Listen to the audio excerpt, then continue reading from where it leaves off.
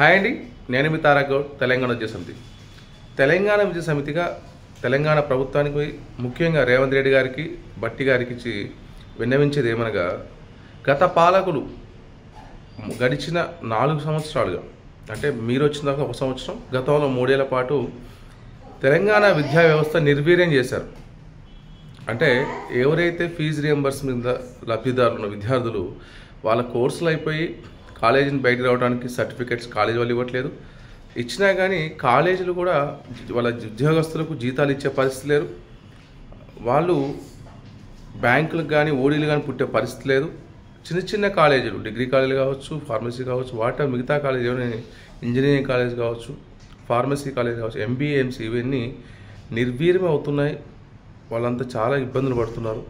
వాళ్ళ యొక్క కష్టాలు గుర్తించి అట్లీస్ట్ మీ ప్రభుత్వం అయినా ఎంతో కొంత ఈ టైంలో వాళ్ళకి, ఎందుకంటే రిక్రూట్మెంట్ చేసే టైము, జీతాలు ఇవ్వాల్సిన టైము, జీతాలు అందరికీ ఉద్యోగస్తులు నిరాసక్తితో ఉన్నారు.